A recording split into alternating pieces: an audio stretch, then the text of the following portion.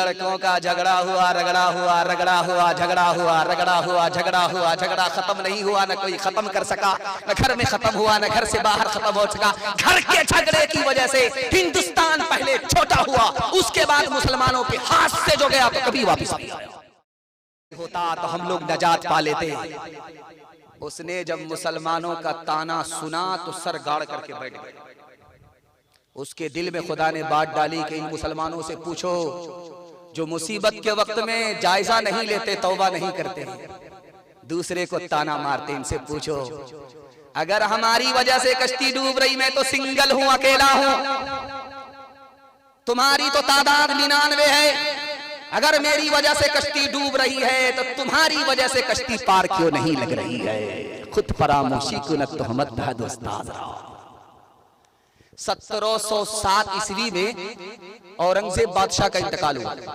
1707 ईस्वी औरंगजेब बादशाह का जब इंतकाल हुआ तो हिंदुस्तान कितना बड़ा था आपको सुनकर के हैरत होगी। कन्याकुमारी से लेकर के काबुल तक हिंदुस्तान था।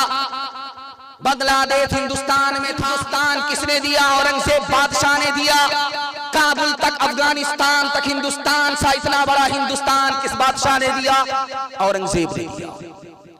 औरंगजेब का जब इंतकाल हुआ 1707 में तो औरंगजेब बादशाह के 3 लड़के थे।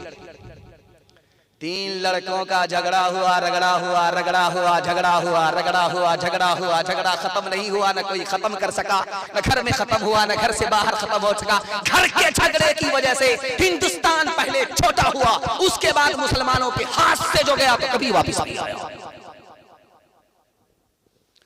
1757 में नवाब सिराजुद्दौला ने अंग्रेज से टक्कर लिया। जानते हैं नवाब सिराजुद्दौला के पास कितनी फौज थी? 70,000। और अंग्रेज के पास कितनी फौज थी? सिर्फ 3,000। 3,000 अंग्रेज, नवाब सिराजुद्दौला के पास कितनी फौज? 70,000। 70,000 मुसलमान हार गए। कासिम ने अंग्रेज से मुकाबला किया। कहां पर? बक्सर के मैदान में। मीर कासिम के पास कितनी फौज थी? 50,000। अंग्रेज कितने थे? सिर्फ 7,000। 7,000 अंग्रेज जीत गए, 50,000 मुसलमान हार गए। इस घर को आग लग गई घर के चिराग से।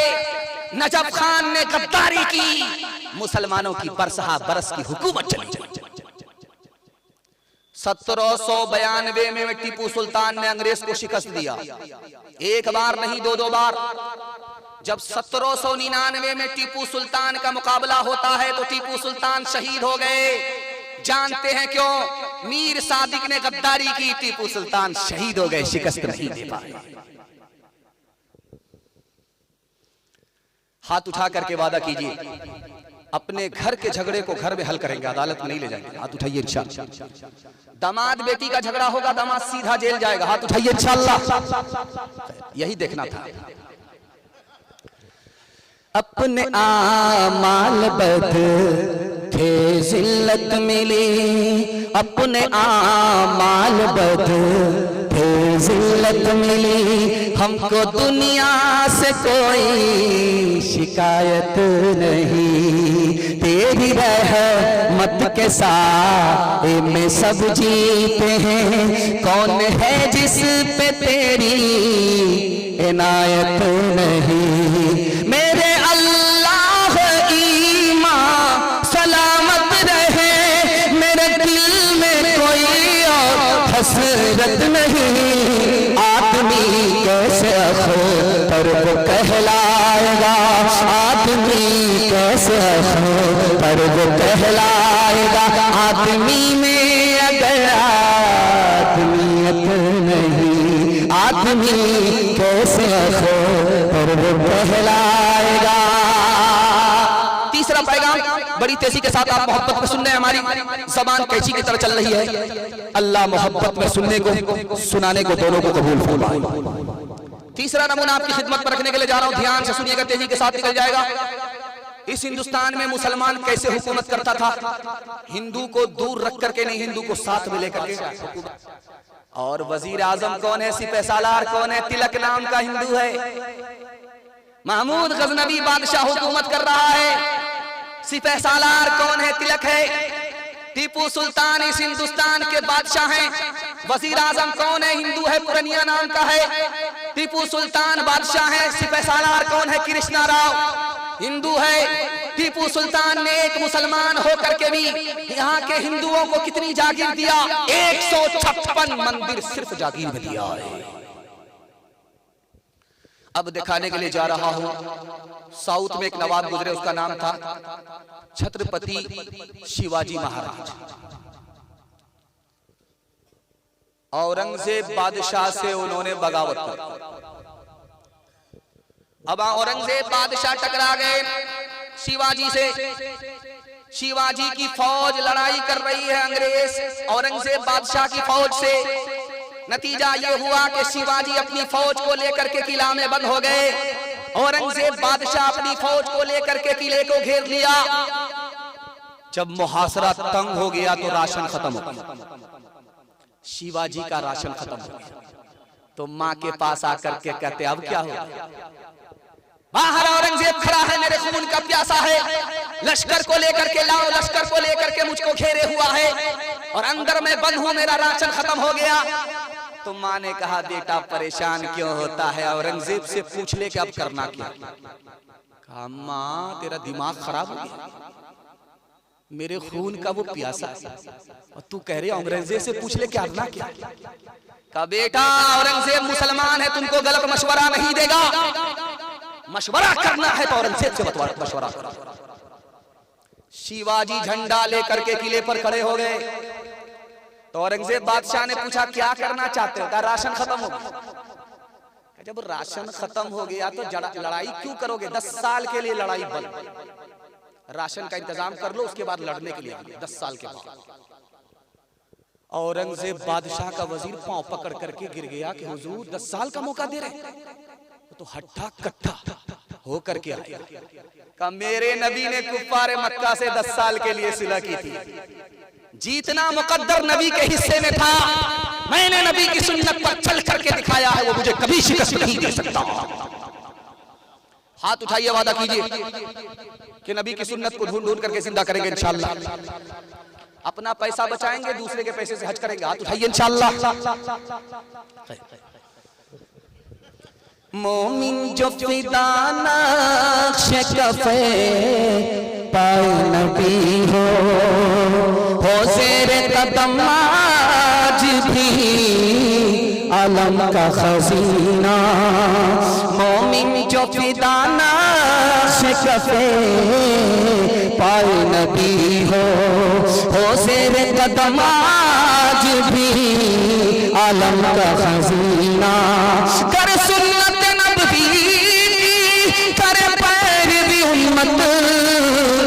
तूफान से निकल जाएगा फिर उसका सफीना, तूफान से निकल जाएगा फिर उसका सफीना। 15 अगस्त 26 जनवरी को सामने रखिए। मुसलमानों की कुर्बानी कितनी है इस मुल्क के लिए, इसको एक बार याद कर लीजिए, अपने असलाफ को एक बार याद कर लीजिए। कुर्बानी रायगा नहीं जाएगी, जाहिर नहीं होगी। इस पैगाम को आपको सुनाने के लिए जा रहा हूँ। आपके अंदर इतनी बेदारी आई है, इतनी तलब है कि आपको घंटों पैगाम सुनाया जाए, फिर भी आप थकेंगे नहीं। लेकिन ये गलती मैं नहीं कर सकता। पेट में कुल वल्लाह पढ़ा जा रहा है, उधर बिरयानी की खुशबू इधर आ रही है, मैं आपका ज्यादा इम्तिहान नहीं। चौथा पैगाम आपकी खिदमत पर रखने के लिए जा रहा हूं। देखिए इस मुल्क में आजादी के लिए, इस मुल्क की आजादी के लिए मुसलमान कैसे कैसे बर्बाद हुए। 1838 ईस्वी में अंग्रेज ने 80,000 मदरसे पर बिल्डोजर चला था। 80,000। 1857 में 52,000 आलिमों को फांसी पर चढ़ाया, सिर्फ आलिमों को फांसी पर चढ़ाया 52,000। 1861 में 3 लाख कुरान के नुस्खे जला दिए गए। और एक किताब है, उसका नाम है जब अमृतसर जल रहा था।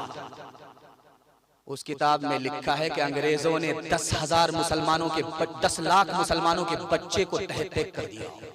10 लाख मुसलमानों के बच्चों को जान से मारा, इसलिए कि ये बड़ा होगा अपने बाप की तरह बागी बनेगा, न रहे बांस न बजेगी बांसुरी। 10 लाख मुसलमानों के बच्चों की शहादत अमल में आई है तब ये मुल्क आजाद हुआ है। और 90 लाख मुसलमान तय हुए हैं, तब ये मुल्क आजाद हुआ है।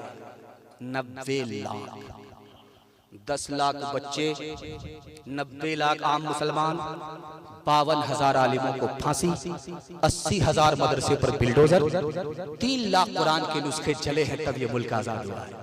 एक बात गौर किए, आज फलस्तीन जब आजाद हो रहा है तो फलस्तीन में बच्चों के हाथ में हिंदुस्तान का झंडा देखेंगे आप। क्यों भाई? फलस्तीन आजाद हो रहा है और बच्चों के हाथ में हिंदुस्तान का झंडा, क्योंकि हिंदुस्तान की तारीख को अगर किसी ने दोहराया है तो फलस्तीन ने दोहराया। यहाँ भी बच्चे शहीद हुए, कुरान जलाया गया, वहां भी कुरान जलाया गया। सेम तारीख जो हिंदुस्तान की है वही तारीख फलस्तीन ने दोहराई। इसलिए आप देखेंगे वहां झंडा, हिंदुस्तान का झंडा हाथ में। महात्मा गांधी जी से कहा यहाँ के लोगों ने कि इन मुसलमानों से कहिए पाकिस्तान चले जाए। कुर्बान जाइए महात्मा गांधी जी पर क्या जवाब दिया उस अल्लाह के बंदे ने। मुसलमानों की तरफदारी में अपनी जान दे दी। 2 मरतबा महात्मा गांधी जी पर हमले हुए, एक मरतबा तो बच गए, दूसरी बार चले। मुसलमानों की तरफदारी कहा कि कहो इन मुसलमानों को हिंदुस्तान छोड़ करके चला जाए, पाकिस्तान दे दिया गया वहां चला जाए। महात्मा गांधी जी ने कहा, 2 तोप कहा, मजमे में कहा, मैं इन मुसलमानों से किस मुंह से कहूंगा तुम पाकिस्तान छोड़ करके चले जाओ। इनकी कुर्बानी से मुल्क आजाद हो, इनके वोट से मुल्क आजाद हो। मुझको मुंह नहीं है इसको कह सकूं कि तुम हिंदुस्तान छोड़ो, पाकिस्तान चले जाओ। हाथ उठाइए, वादा कीजिए अपने बुजुर्गों की कुर्बानी को याद रखेंगे। हाथ उठाइए, इंशाअल्लाह एक दिन याद रखेंगे, साल भर के लिए भूल जाएंगे। हाथ उठा दीजिए इंशाअल्लाह। खैर, जरा जलसा खत्म होने दीजिए, मुलाकात करते हैं। जब गुलिस्तां को की जरूरत पड़ी, सबसे पहले ही गर्दन हमारी कटी। फिर भी कहते हैं मुझसे ये अहले वतन, ये वतन है हमारा तुम्हारा नहीं। कुछ बात है कि हंसती मिटती नहीं हमारी, कुछ बात है कि हंसती मिटती नहीं हमारी। सदियों रहा है दुश्मन दौरे ज़मां हमारा, सदियों रहा है दुश्मन यूनान मिस्र रोमा, सब बिक गए जहां से अब तक मगर है बाकी, अब तक मगर है बाकी। नामो निशान हमारा सारे जहां से अच्छा हिंदुस्तान हमारा, हम बुलबुले हैं इसकी, ये गुलसितां हमारा, ये हम बुलबुले हैं इसकी। 26 जनवरी के हवाले से 2 पैगाम रह गए। बड़ी तेजी के साथ आपका जलसा निकल रहा है। अल्लाह हमारे सुनाने को, आपके सुनने को बेहद कबूल फरमाए। हमारे बुजुर्गों ने इस मुल्क के लिए कुर्बानी दी है, अल्लाह पूरे मुल्क की तरफ से उनको जज़ाए खैर अता फरमाए, जन्नतुल फिरदौस में आला मकाम अता फरमाए।